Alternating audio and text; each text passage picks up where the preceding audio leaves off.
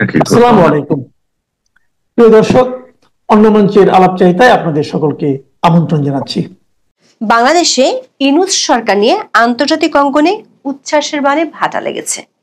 এক বছর আগেও প্রশংসায় পঞ্চমুখ প্রভাবশালী আন্তর্জাতিক সংবাদ মাধ্যমে এখন উঠে আসছে উদ্বেগ। সবশেষ জাপানের প্রাচীন এবং প্রভাবশালী পত্রিকা দ্য জাপান টাইমসে প্রকাশিত এক নিবন্ধে বাংলাদেশকে তুলনা করা হয়েছে দক্ষিণ এশিয়ার টাইম বোমা হিসেবে। বলা হয়েছে শেখ হাসিনার পতন বাংলাদেশকে ঠেলে দিচ্ছে পাকিস্তান ধাঁচের অরাজকতার দিকে। জাপান টাইমসে প্রকাশিত নিবন্ধটি মূলত তৈরি করেছে প্রজেক্ট সিন্ডিকেট নামের একটি সংস্থা। আন্তর্জাতিক অলাভজনক এই সংবাদ মাধ্যম সংস্থাটি বৈশ্বিক বিভিন্ন বিষয়ে বিশ্লেষণ ও মন্তব্য প্রতিবেদন তৈরি করে। বাংলাদেশ নিয়ে প্রায় এক মাস আগে তাদের তৈরি করা প্রতিবেদনটি জাপান টাইমস ছাড়াও কয়েকটি বিদেশি সংবাদ মাধ্যমে প্রকাশিত হয়েছে। ফলে দেশের জন্য তৈরি হয়েছে এক অশনি সংকেত। গত এক মাসে আরো কয়েকটি প্রভাবশালী মিডিয়াতেও ইউনূস সরকার নিয়ে মোহভঙ্গের প্রতিবেদন ছাপা হয়েছে।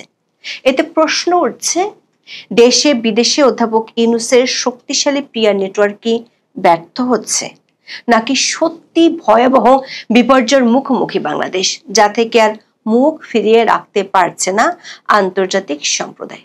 চলুন যাওয়া যাক বিশ্লেষণে।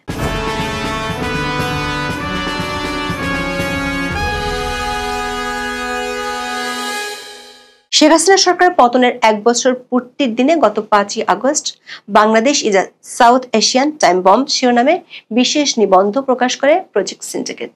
বাংলায় এই শিরোনামের অর্থ বাংলাদেশ দক্ষিণ এশিয়ার এক টাইম বোমা।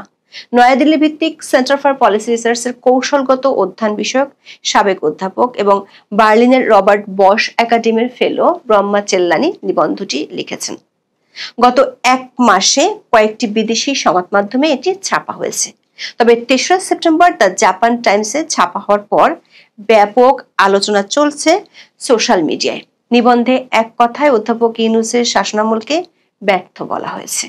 এটি নতুন কোনো কথা নয়। গত এক বছরে একটি ব্যর্থ সরকারের কারণে মানুষের জীবন কতটা দুর্বিষহ হয়ে উঠতে পারে সেটা বাংলাদেশের মানুষ হাড়ে হাড়ে টের পেয়েছে। প্রজেক্ট সিন্ডিকেটের লেখায় যে বিষয়টি বিশেষভাবে চিন্তার বলে মন্তব্য করা হয়েছে সেটি হলো বাংলাদেশে ইউনূস প্রশাসনের বদোন্নতায় ধর্মীয় উগ্রপন্থার ব্যাপক বিস্তার ঘটছে, যার কারণে আঞ্চলিক নিরাপত্তা নিয়ে উদ্বেগ তৈরি হয়েছে। বাংলাদেশে কি হচ্ছে সেটি আশেপাশের দেশগুলোর জন্য খুব বেশি গুরুত্বপূর্ণ না, যদি না সেটি আঞ্চলিক ভূ রাজনীতির জন্য মাথা ব্যথার কারণ না হয়ে দাঁড়ায়। প্রজেক্ট সিন্ডিকেট তাদের এই নিবন্ধে বাংলাদেশকে বলেছে দক্ষিণ এশিয়ার টাইম বোমা, মানে যেটি সময় হলে বিস্ফোরিত হবে, আর বিস্ফোরিত হলে দক্ষিণ এশিয়া সহ পুরো এশিয়া আক্রান্ত হবে। লেখাটিতে দাবি করা হয়েছে এই অবস্থার শুরুটা হয়েছে শেখ হাসিনার সরকারকে উৎখাতের মধ্য দিয়ে, যেটাকে তারা দাবি করছে সহিংস এবং সেনা সমর্থিত অভ্যুত্থান হিসেবে। বলা হয়েছে অভ্যুত্থানের এক বছরে বাংলাদেশ চরম বিশৃঙ্খলার মধ্যে ডুবে গেছে। অর্থনীতি বিপর্যয়, জঙ্গি ইসলামপন্থীরা শক্তি বাড়াচ্ছে, তরুণরা দ্রুত ধর্মীয় উগ্রবাদী হয়ে উঠছে, সেই সঙ্গে ভেঙে পড়ছে আইনের শাসন। ধর্মীয় ও জাতিগত সংখ্যালঘুরা নিপীড়নের শিকার হচ্ছেন। বাংলাদেশের ভবিষ্যৎ কখনো এত অন্ধকারাচ্ছন্ন অবস্থায় পড়েনি।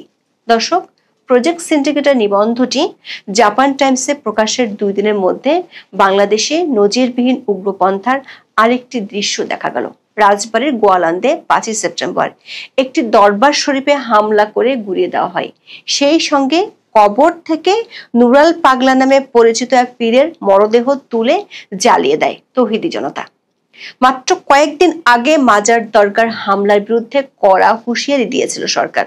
তবে আগের প্রতিটি হামলার মতো এবারও ঘটনার সময় নিশ্চুপ ছিল প্রশাসন।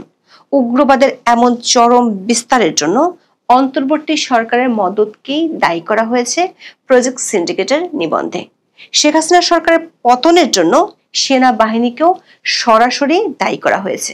নিবন্ধে বলা হয়, অনেকে আশা করেছিলেন শেখ হাসিনার পতন আয়রন লেডের একনায়কতান্ত্রিক প্রবণতা থেকে বের হয়ে গণতন্ত্রের পথে অগ্রযাত্রার সুযোগ এনে দেবে। ছাত্র নেতৃত্বাধীন আন্দোলনে শেখ হাসিনার পতনের দাবিও তারা করেছিলেন। তবে এর মাধ্যমে মূল ভূমিকায় থাকা ক্ষমতাধর সেনাবাহিনীকে আড়াল করা হয়েছে। একইভাবে ইসলামপন্থী শক্তিগুলো ছাত্র আন্দোলনের সময় বল প্রয়োগের কৌশল নিয়েছিল। শেখ হাসিনার পতনের পর ক্ষমতায় আসা অধ্যাপক ইউনূসের মিথ্যা প্রতিশ্রুতির কঠোর সমালোচনা করা হয় নিবন্ধে। এমনকি তার নোবেল পুরস্কার নিয়েও তোলা হয়েছে গুরুতর প্রশ্ন। বলা হয় নোবেল কমিটির পুরস্কারটি ছিল মূলত ভূ রাজনৈতিক সংকেতের বহিঃপ্রকাশ।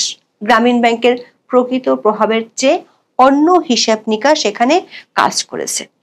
নোবেল কমিটি ডক্টর ইউনূসকে ইসলাম ও পশ্চিমাদের মধ্যে প্রতীকী সেতু বন্ধ হিসেবে উপস্থাপন করতে চেয়েছে। এমনকি নোবেল দেওয়ার পেছনে আমেরিকান সাবেক প্রেসিডেন্ট বিল ক্লিন্টনের তদবিরও ভূমিকা রেখেছিল। অন্তর্বর্তী সরকার 1 বছরে ব্যাপক মানবাধিকার লঙ্ঘন ও দমন নীতির অভিযোগ করা হয় নিবন্ধে। বলা হয় শেখ হাসিনার সমর্থক হিসেবে চিহ্নিত আইনজীবী, শিক্ষাবিদ, সাংবাদিক, শিল্পী ও বিরোধী নেতাদের গণহারে কারাগারে পাঠানো হচ্ছে। সাংবাদিকদের আন্তর্জাতিক সংগঠনগুলো সাংবাদিকদের উপর হামলা নিয়ে উদ্বেগ জানাচ্ছে। অনেককে হত্যার মতো ভুয়া অভিযোগে অভিযুক্ত করা হচ্ছে। বিচার বহির্ভূত হত্যা ও হেফাজতে নির্যাতনের খবর প্রতিদিনের স্বাভাবিক সংবাদে পরিণত হয়েছে। ইউনূস সরকারের সময় সবচেয়ে ভয়াবহ দিক হিসেবে জঙ্গি ইসলামপন্থীদের পুনর্বাসনকে তুলে ধরা হয় নিবন্ধে।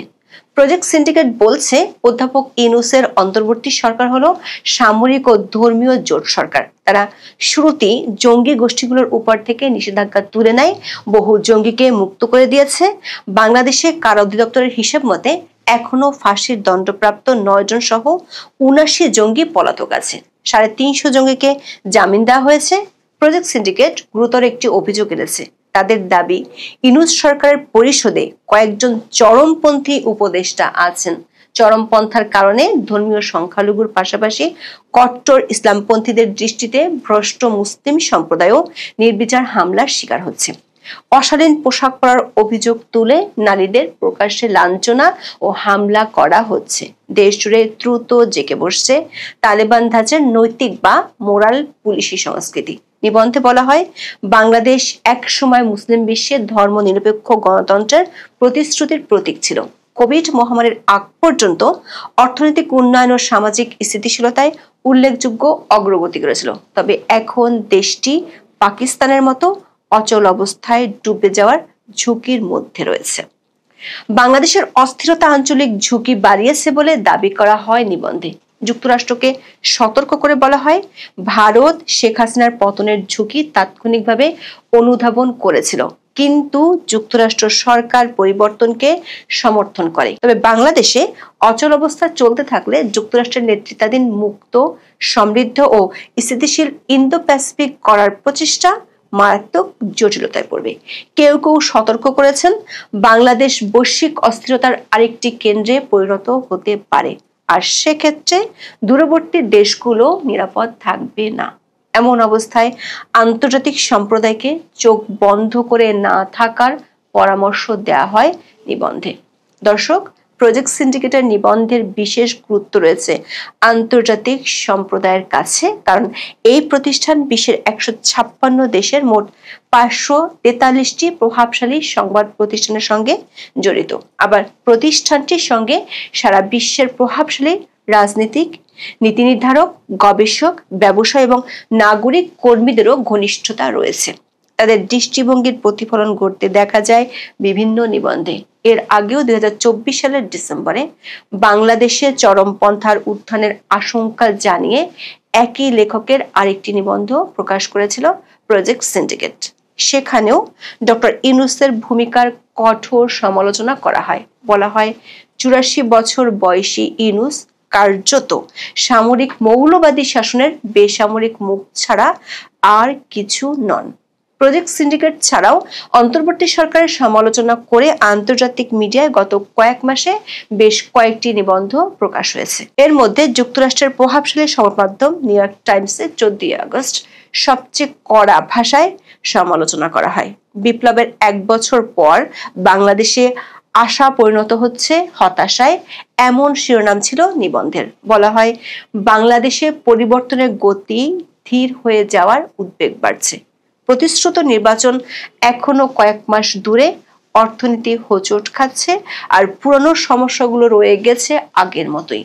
নিউ ইয়র্ক টাইমস লিখেছে, বাংলাদেশকে নতুনভাবে গড়তে চেয়েছিল শিক্ষার্থীরা। তারা নোবেল শান্তি পুরস্কার জয়ী ডক্টর ইউনূসকে অন্তর্বর্তী সরকারের প্রধানের দায়িত্ব দেন। তার দায়িত্ব ছিল দেশকে বিশৃঙ্খলা থেকে স্থিতিশীলতার পথে নিয়ে আসা। কিন্তু অনেক বাংলাদেশি এখন পরিবর্তনের ধীর গতিতে হতাশ। তারা ভাবছে আবু সাইদের মতো প্রতিবাদকারীরা অর্থহীন প্রাণ দিয়েছিলেন। এর আগে অন্তর্বর্তী সরকারের মিত্র হিসেবে পরিচিত আল জাজিরাকেও সমালোচনা করতে দেখা গেছে। আওয়ামী লীগ সরকারের পতনের বর্ষপূর্তির দিনে তাদের বিশেষ প্রতিবেদনের শিরোনাম ছিল, হাসিনার পতনের 1 বছর পর আশা আর অচল অবস্থার দোলা চলে বাংলাদেশ। এতে বলা হয়, 15 বছরের অগণতান্ত্রিক শাসনের অবসানের পর প্রতিবাদকারীরা চেয়েছিল বাস্তব পরিবর্তন। তবে রাজনৈতিক গোষ্ঠীগুলোর ক্ষমতার লড়াই আর সংস্কারের প্রতিশ্রুতি ভঙ্গ হওয়ায় অস্থিতিশীলতার আশঙ্কা ঘনীভূত হচ্ছে। দর্শক, দেশে তলানিতে থাকা জনপ্রিয়তার মধ্যে আন্তর্জাতিক অঙ্গনে ক্রমবর্ধমান সমালোচনা ডক্টর ইউনূসের জন্য আরো চাপ তৈরি করছে। প্রশ্ন হলো, ডুবতে থাকা তরীর ক্যাপ্টেন হিসেবে তিনি আর কতটা তলিয়ে যাওয়ার অপেক্ষা করবেন, নাকি দেশ বিদেশের সমালোচনাকে তিনি আগের মতোই থোড়াই কেয়ার করবেন যমুনার চেয়ারে আসীন থেকে। এখন এ পর্যন্ত। সবাই ভালো থাকুন, সুস্থ থাকুন, নিরাপদে থাকুন। দেখা হবে আগামী পর্বে।